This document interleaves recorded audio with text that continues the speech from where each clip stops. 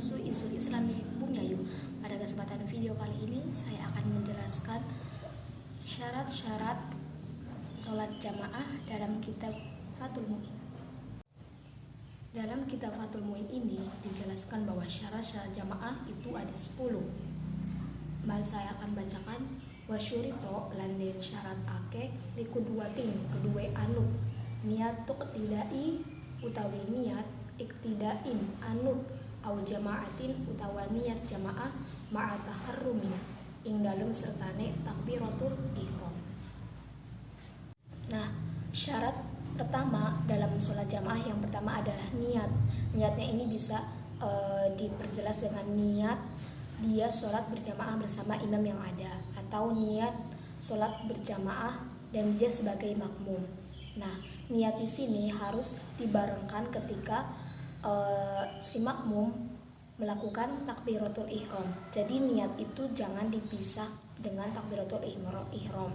Jadi ketika takbiratul ihram Allahu Akbar itu disertai dengan melafalkan niat di dalam hati. Itu syarat jamaah yang pertama. Kemudian yang kedua, adamu utawi ora onone taqaddumin dinginake ala imamin ing atase imam. Maksudnya adalah bahwa makmum tidak berada lebih depan dari posisi imam. Jadi makmum itu untuk makmum laki-laki disunahkan berada di sisi kanan imam, sedangkan untuk makmum perempuan disunahkan berada di belakang posisi imam. Kemudian yang ketiga, ilmun utawi ngerti binti awali kelawan pindah imam. Maksudnya yaitu tahu perpindahan gerakan sholat imam. Jadi bagaimana dengan makmum yang posisinya jauh di belakang imam, tidak melihat gerakan imam, maka makmum tersebut bisa melihat gerakan makmum yang berada di depannya, yang dia itu melihat langsung ke arah imam. Atau makmum yang jauh dari posisi imam bisa mendengarkan hanya dari suara imam atau suara Bilal.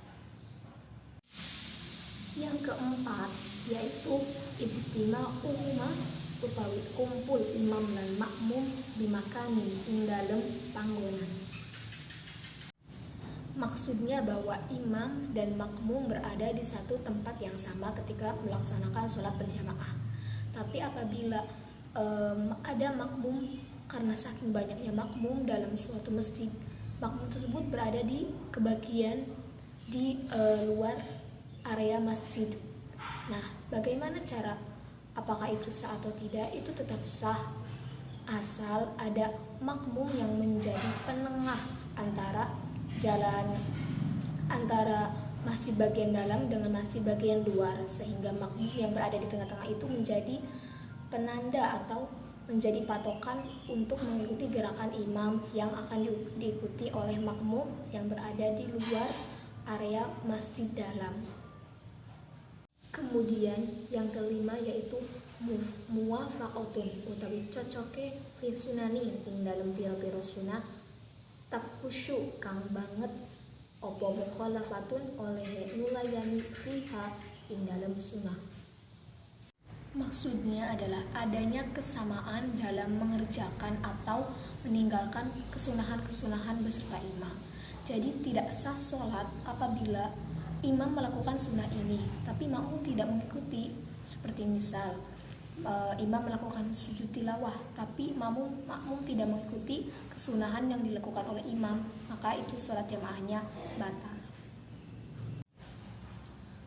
Kemudian yang keenam, adamu takhallufin utawi ora-ora ngeri ana imamin saking imam biruknaini kelawan rukun loro fi'laini kang bangsa penggawean bila kelawan tanpa udur,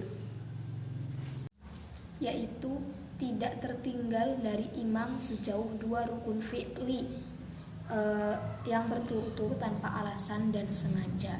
Semisal imam sudah ruku iktidal kemudian bersiap untuk sujud tapi makmum masih berdiri, maka itu sholatnya batal karena buruknya perbedaan yang ada. Jadi jangan sampai tertinggal jauh dari gerakan imam oleh si makmum tersebut. Kemudian yang kedelapan, wa'adamu takhallufin utawi ora ono nek ngeri anhu saking imam biaksaro kelawan luwi akeh min salasatin saking telu arkanin piro-piro rukun tawilatin kang dawa.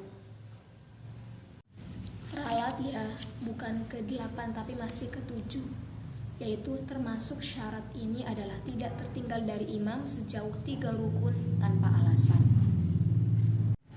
Contoh dalam masalah ini ketika makmum lupa membaca Fatihah sampai imam ruku. Adapun makmum bimbang Fatihah sebelum imam ruku atau bagaimana, maka dalam masalah ini makmum diharuskan untuk menyempurnakan Al-Fatihah selama tidak tertinggal dari imam dalam 3 rukun yang panjang.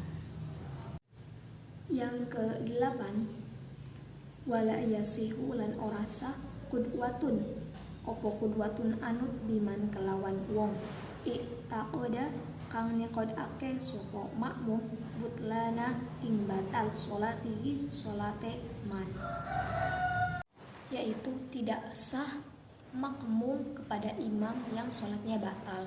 Maksudnya adalah imam melakukan sesuatu yang membatalkan sholat menurut keyakinan si makmum.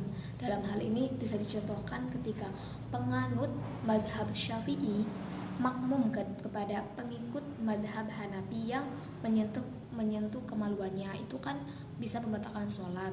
Maka tidak sah ketika makmum kepada imam yang sholatnya batal atau sholatnya batal menurut keyakinan si makmum tersebut. Misalnya tadi adalah perbedaan madhab.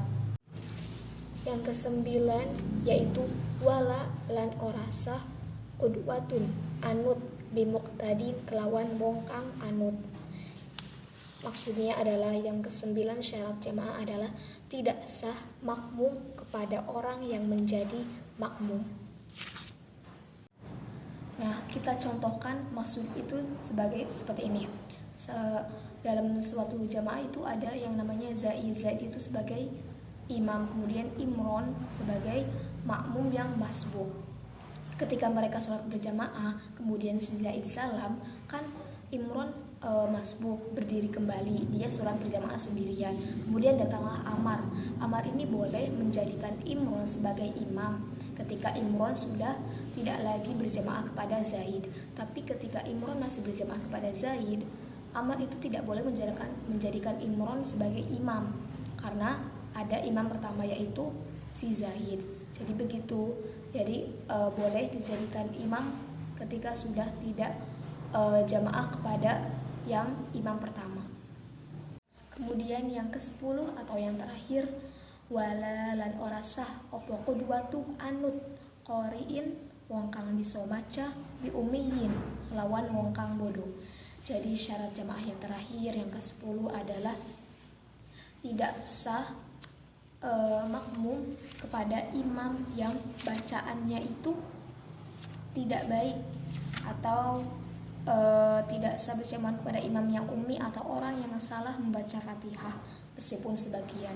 Jadi dalam hal ini sangat dianjurkan untuk memilih imam yang bacaan Fatihahnya bagus, bacaan lainnya itu bagus. Jadi apabila ada makmum yang bacaannya lebih baik daripada imam tersebut, maka mending lebih baik makmum tersebut saja yang menjadi imam daripada harus berjamaah dengan imam yang bacaan Fatihahnya saja amburadul atau bahkan banyak salahnya.